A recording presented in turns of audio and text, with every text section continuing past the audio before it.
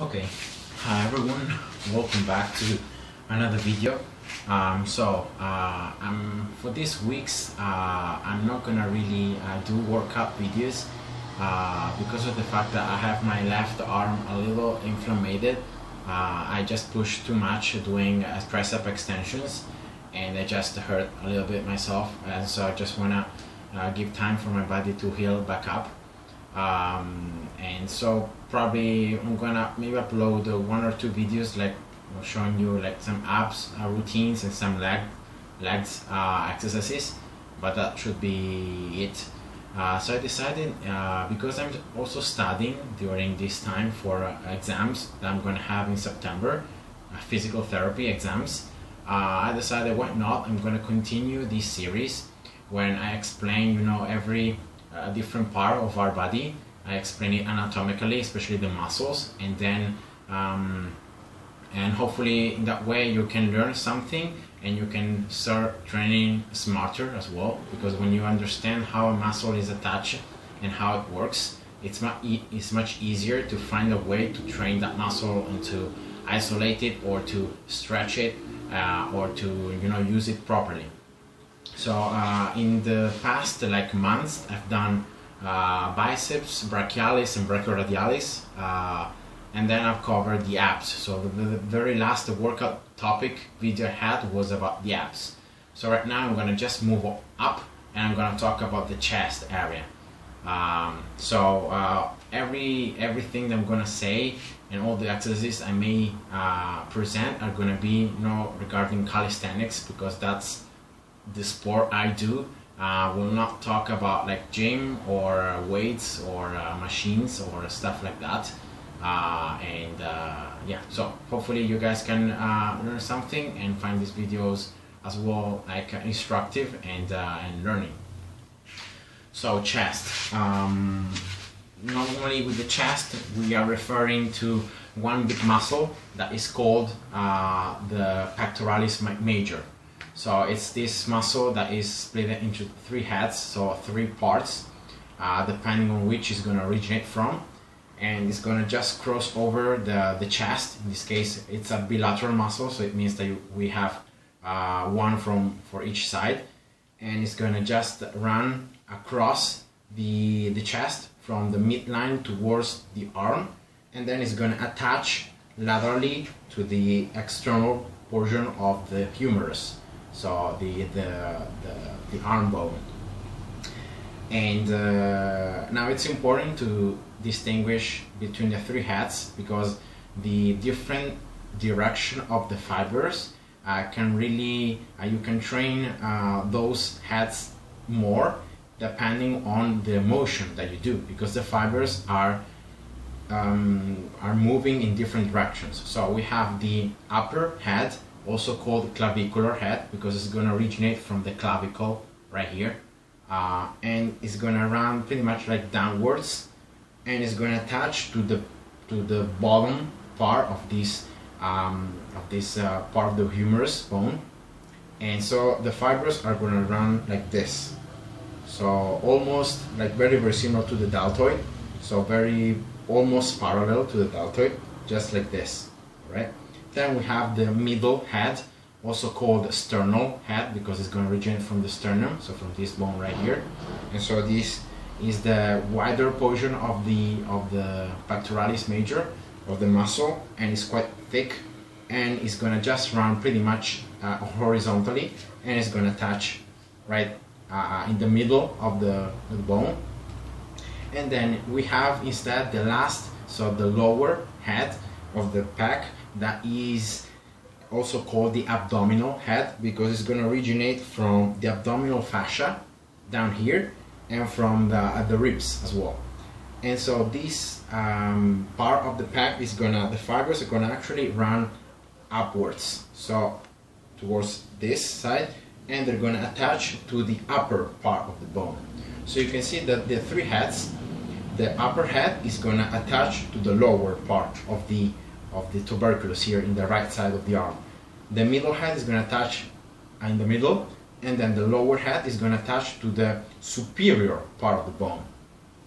Now this is important noting that the superior head and the inferior, superior and inferior are almost 90 degrees angle. So despite the fact that they're all attached to the same point of the bone, because the inferior part attaches superiorly, so in the top side, and instead the top head is going to attach instead in the lower part. That means that these fibers are almost perpendicular to one another, 90 degrees angle. And that's important when you train and when you do normal workouts, because the main functions of the three heads of the chest, so of the pec major, are gonna mainly abduct the humerus. So they're gonna bring this bone, because they are attached to this bone, they're gonna bring it close to the sternum. So that's the three heads are gonna do the same function. So they're gonna do abduction and also a little bit of internal rotation as they abduct. So abduction and then internal rotation. So those are the two main functions of the pec in general. All the fibers are going to do these two motions. But then if you look at singularly each head, you can see that the middle head primarily is gonna only abduct and internally rotate the arm. That's it. It can't do other things because the fibers run in this direction. Now if you take into consideration the top head, so the clavicular head, because the fibers run more like down, more like this, this part of the chest of the pec is going to actually collaborate and assist in shoulder flexion. So in doing this movement, there is a movement completely different from bringing from adduction, so from bringing the arm closer to the midline of your body.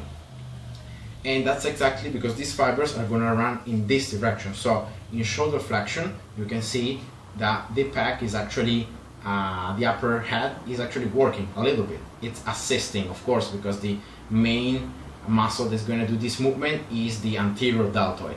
But the upper head is right there, activating and helping. Now, of course, if you adduct and at the same time you are flexing the shoulder, so you're doing something like this. So you are adducting, but you are adducting with flexion. So you're doing something like this. This is really when you are activating to the maximum the upper chest. So you're doing adduction and shoulder flexion, that are the two main functions of this muscle. Then you can see it firing, and you can really feel the contraction when you're holding, trying to really push like towards this side and pushing upwards. So like pushing in this direction, you can really feel the chest. Instead, the lower part of the chest, because it has a complete different fiber disposition from the top one, this bottom part of the chest, actually you're gonna use it more when you extend the arm. So when you do movements, when you extend the shoulder. So this is shoulder flexion, this is shoulder extension. All right, so because these fibers are gonna run like this, okay, so you can see it from here, just like this. When this muscle contracts, it assists and helps a little bit in extending the shoulder. Now, if you combine again the movements or adduction and extension, so a movement like this one right here, that is when you are activating maximally the lower pec, right? So exactly the opposite from the other one. So if to activate more the upper head, you need to adduct and flex the shoulder. In order to activate this part, you need to adduct and extend the shoulder, pretty much like this. And that's all there is to know, about the pec major. So once you understand these simple mechanics, because of how the fibers work and how they attach, then you can simply transform this knowledge into a training. So when you are training, when you're doing push-ups or dips, which part of your pec are you training? Well, when you do normal push-ups, so a movement in which shoulder width, in which you're standing on the ground, you can see that the movement you're doing is like you're doing this. So from here, boom, and then boom, boom, and boom. Of course, this movement, so push-ups, is not going to train just your chest, you're training your anterior deltoid, you're training your triceps, you're training other muscles as well. But in this case, I'm just focusing about the chest muscles of the pec major. And so you can see this movement is called adduction, lateral adduction, so pretty much like this. And therefore you're training the three heads because you're mainly adducting the arm. So you're doing stuff like this. So from here, you're actually abducting, you're bringing the bone further away from the chest when you're in the lower position, and then you're pushing yourself up. And so you are bringing the bone closer to the sternum, and that's adduction. And that's it. But now, if you want to instead train more the upper head, how can you do it with a push-up? Well, the answer is pretty simple. You need to place yourself in a position in which, when you adduct, you need also to add a little bit of shoulder flexion. And you can do it very simply by just placing your feet on top of something. So in this case, it can be like a bed, a chair, a bench, whatever.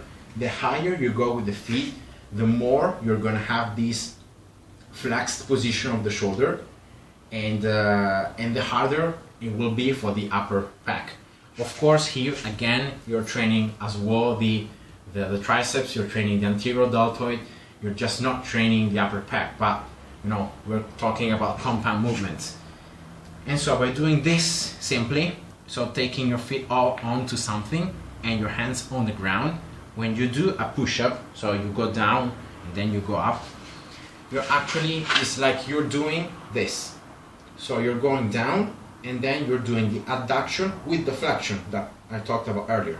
So you're doing the movement in the direction in which you activate the most the upper pec. And that's why doing inclined push-ups is a way to train more the upper head. Now instead, if you want to train the lower part of the pec, you have to do the opposite. So you have to place your hands on top of something higher than your feet. For example, here in this case, it can be a bed. And from this position, you just push up. So in this case, because you are in this position with your trunk, your hands are like this. So when you do the movement, this is exactly the adduction plus the small extension of the shoulder. Actually, right here, the shoulder is not really extended.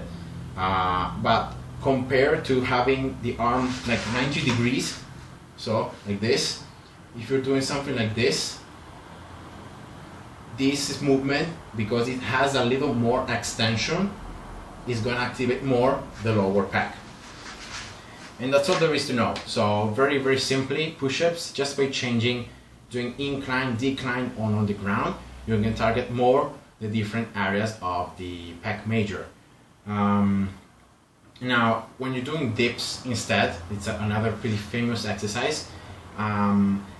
Because you have your hands in your sides, like when you're doing it on parallel bars or even when you're doing it on the bar in front, you're doing pretty much this movement. So you're going down, all right? Maybe you are a little bent over the bar, so you're doing down like this, and then you go up.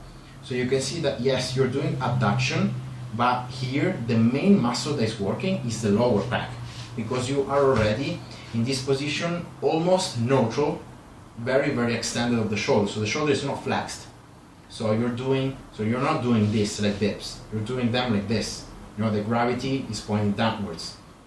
And so that's why dips, it's the perfect exercise if you want to train your lower pecs. So that's why normally you don't see people, like for example myself, I don't do a lot of incline push-ups. Well, first of all, because it's pretty easy variation, you can do just a ton of them. And because if you're doing as well dips, you're already more than enough training the lower pec, because of this position of your body already. Now when you're doing the dips on a straight bar, so on a bar like this, so you're going down, you can see that the movement is the same. So despite the fact that here you can have more rotation, and so you can have your hands like more towards your side, here you're more limited because you have the bar, so you cannot really go that high. And but here the movement is pretty much the same. So you're training with dips, mostly you're training parallel or straight on bar, you're training most your lower pec. And now that I'm talking about chest, I must go talk about the other pec muscle that is called pectoralis minor, because it's smaller, and that people often forget. Maybe they don't know about it, and most of the times this muscle is left to itself, and this muscle can, even if it's small, can cause a lot of problems, because it's the main responsible for having rounded shoulders. So having shoulders that are like this, so towards the front and stuff. So if you see a lot of pro athletes or like bodybuilders or stuff like that, if they don't stretch enough this muscle, they have this super internally rotated and rounded shoulders, like really like this. So they seem like they're always like flexing something, but they're not. So it's just this muscle that becomes so tight that it brings the whole shoulder towards the front. So the pec minor is a really not that big muscle that is underneath the pec major. It's gonna originate from the third, fourth, and fifth rib. So right here in the middle of the chest, pretty much, is another muscle that we have in both sides. And this muscle is gonna just run upwards, and it's gonna attach right here into a part of the scapula that is called a coracoid process. So the scapula, the bone here, the shoulder blade from behind, is going to actually round up here with the acromion, and then there is this little bony part that is called coracoid process, on top of which this muscle, the pec minor, is going to attach. So what happens is that when this muscle contracts, so you can imagine the muscle contracting like this muscle is going to both depress the scapula, so it's going to bring the scapula downwards and towards the front. So it's gonna depress and protract the scapula, like this and like this, right? So unfortunately, when you're doing push-ups, when you're doing dips, when you're doing whatever pushing movement, without even realizing it, you're also working the pec minor, because you're in this constant moving of your shoulder as you are pushing, and so you're doing this, so you don't even realize it. Many times I don't even realize it myself, but you don't have your shoulder blades fixed when you're doing push-ups or dips. Your shoulder blades are moving, and in this moving is this muscle that is working, because you know, when you're working out, when you're training and you're doing compound movements, you're using as many muscles as you can, because the body wants to be able to perform good. And so our body is made to work together. So our muscles are made to work together. And so this muscle, it works a lot. So this movement, when you're pushing, when you're doing dips, you have this constant protraction and depression of the scapula that really makes these rounded shoulders. And now what happens is that when people then end their workout, they stretch their pec, so like this, I don't know, you can do it on the door, you can do it in many different ways. They stretch their pec, but they forget to stretch the pec minor. So they stretch the pec major and not the pec minor. And what happens is that even if you stretch in this way, for example, if you have something to fix your hand like this, you can really stretch the pec if you want, or you can even have something on top of your shoulder, you can stretch it, right? But this muscle, because it works from here to the scapula, in order to stretch it, you need to elevate the arm. So you need to flex the shoulder, externally rotate, flex the shoulder, and then try to extend the shoulder. So trying to do the complete opposite movement of what this muscle does. So if this muscle depresses and protracts the scapula, you need to elevate, and you need to then abduct the scapula. So you need to retract the scapula, to bring the scapula towards the midline. And so this muscle mostly is stretched when you are holding into something like maybe here on your wrist or on your shoulder. It's the same, but you have your arm up above, and you're really trying to rotate and to distance the chest. So this part of the chest from the bone. That remember that the scapula is down here, so you're trying really to do this and really at the same time trying to adduct the scapula.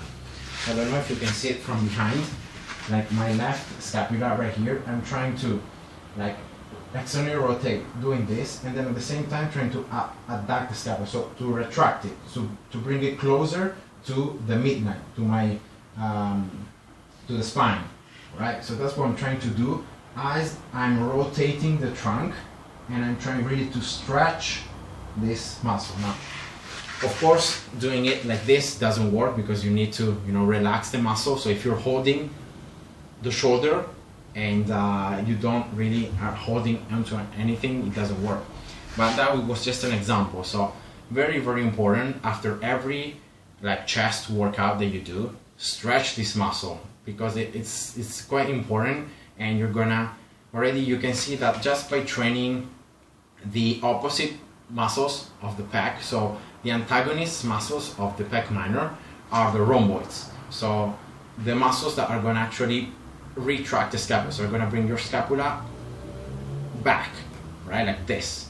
So you can already see that when you train these other muscles of the rhomboids, so you stretch the pec minor and then you strengthen the rhomboids and the inferior traps and the middle traps, and you can really adduct more the shoulders. You can see already that how your posture from here becomes much better because you really just chest out, you know, shoulders back, and you already start feeling better, like you're well positioned. So that's it, guys. That's it for my chest workout topic video. I hope you find this video helpful, and see ya.